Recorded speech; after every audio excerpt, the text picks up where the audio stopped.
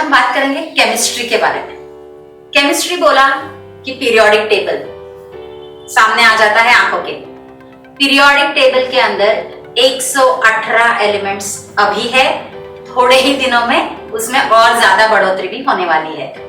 लेकिन अब ये याद रखने हैं, और इस पीरियोडिक टेबल का जो पूरा फ्रेमवर्क है वो किस बेसिस पे बना हुआ है, और उनमें ट्रेंड्स होते हैं कि एटॉमिक नंबर का लेफ्ट टू राइट जाते वक्त क्या हो रहा है, टॉप टू बॉटम जाते वक्त क्या हो रहा है। इस तरह से there are so many trends related to the periodic table. और ये अगर ट्रेंड्स हमको सीखने हैं तो हमको मिनिमम 1 to 20 एटॉमिक नंबर्स अच्छे से पता होने चाहिए।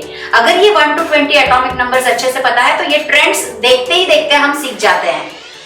1 to 20 के अलावा जो एलिमेंट्स है वो धीरे धीरे हमको समझ में आते हैं, लेकिन उनमें भी वही चीजें इंप्लीमेंट होती है जो हम आसानी से 1 to 20 में सीख सकते हैं।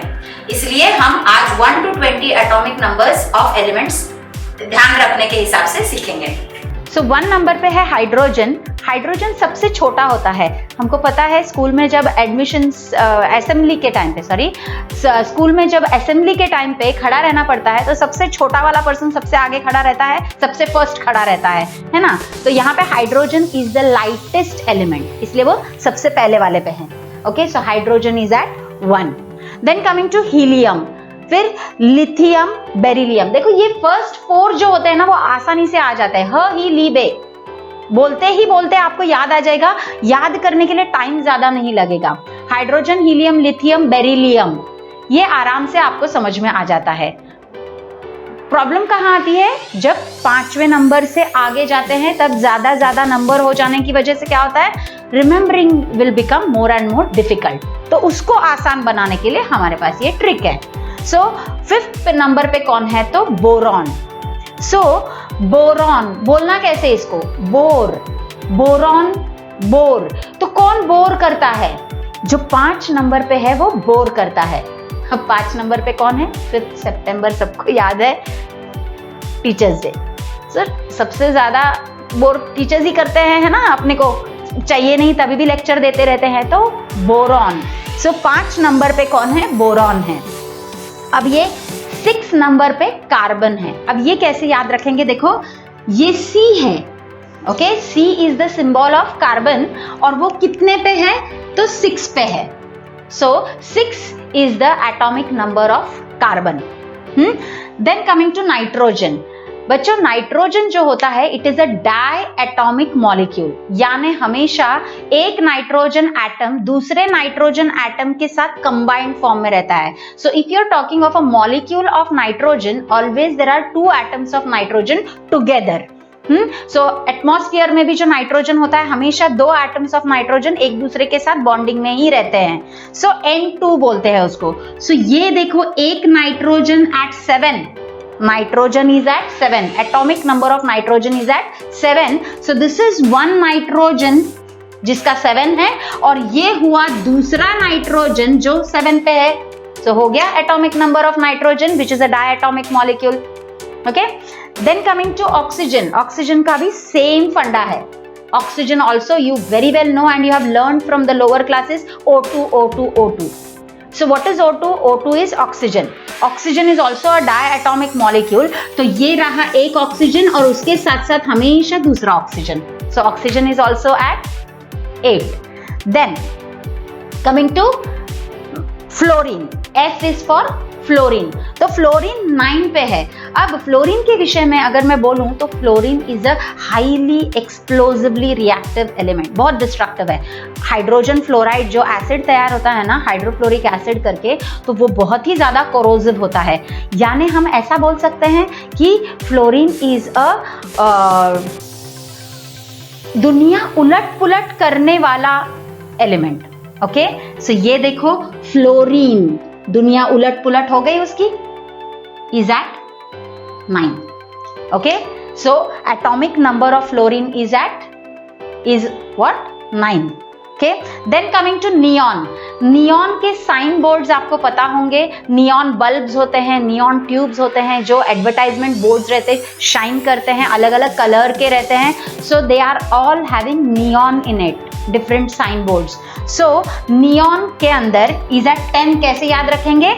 ये है नियॉन का ट्यूब और ये है नियॉन का bulb. So neon is at 10. So atomic number of neon is 10. So easy लग रहा है ना? 1 to 10 अच्छे से याद हो रहे हैं. Now let us talk about 11.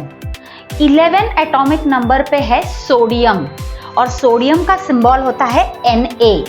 Okay, sodium का सिंबल Na है. अब इसको कैसे याद रखेंगे कि at 11 atomic number we have sodium. So sodium is present in sodium chloride and it's a very common element and I say it is a signature element. Okay, जैसे हमारी सिग्नेचर, वैसे ये sodium is a signature element. हर जगह पे अपने को sodium मिलता है. जैसे कोई भी एटम का स्ट्रक्चर हमको सीखना है तो हम सोडियम पे सीखते हैं. कॉमन सॉल्ट में भी सोडियम है, NaCl. Okay, so it is very common. It is a signature element. तो ये सिग्नेचर एलिमेंट को कैसे याद रखेंगे? देखो, ये है 11. ओके, 11 पे सोडियम है which is a signature element. Okay, so this is the signature. So at 11 we have a signature element as Na which is sodium. फिर आते हैं 12. 12 नंबर पे है magnesium which is written as Mg. और Mg को अगर आपको pronounce करना है तो कैसे करेंगे? मग, है ना? तो मग यानी क्या? क्रॉकरी में होता है ना मग, जो हम चाय कॉफी पीने के लिए यूज करते हैं. सो दैट इज क्रॉकरी में, क्रॉकरी का जो सेट बनता है 1 डजन मग का बनता है, यानी 12 mug. Okay, so there are 12 mug in a crockery set. फिर आते हैं 13 पे एल्यूमिनियम. एल्यूमिनियम अगर हम प्रोनाउंस कर रहे हैं तो और लिखते हैं तो कैसे लिखते हैं? सबसे पहले ALUMINIUM, that is the spelling. So आलू. Okay, आलू 13 रुपए kilo. So this is how we can remember कि आलू के 13 रुपए किलो आलू है, यानी at 13 we have aluminium. Then coming to 14. 14 पे है silicon. Silicon is the element at 14. अब इसको याद कैसे करना है? Silicon who is at 14? The person who has their birthday at 14 will be silly. और आप बोलेंगे children's day. Children's day is also at 14th of November. यानी जो बच्चे टीचर्स को बोर बोल रहे थे, अब उनको हम क्या बोलेंगे? सिली. ओके, सो सिलिकॉन, जो इसका 14 नंबर पे बर्थडे है, वो silly. Okay, don't take it personally अगर आपका 14 पे बर्थडे है तो. Okay, it is just a trick to just remember the things. So humorous thing है. Alright, coming to the 15. P for 15. 15 यानी फॉस्फरस. ओके, सो 15 है. 15 को हम हिंदी में क्या बोलते हैं? 15. और P से आता है 15. So it is P for phosphorus. P से 15 भी है. राइट, फिर वैसे ही सिमिलर टर्म्स में क्या है? 16. S for 16 and S for sulfur as well. So sulfur is at 16. Okay. Then coming to this, very important. 17 पे खतरा है. खतरा क्यों है? क्योंकि क्लोरीन बहुत ही खतरनाक सा greenish yellow coloured poisonous gas है.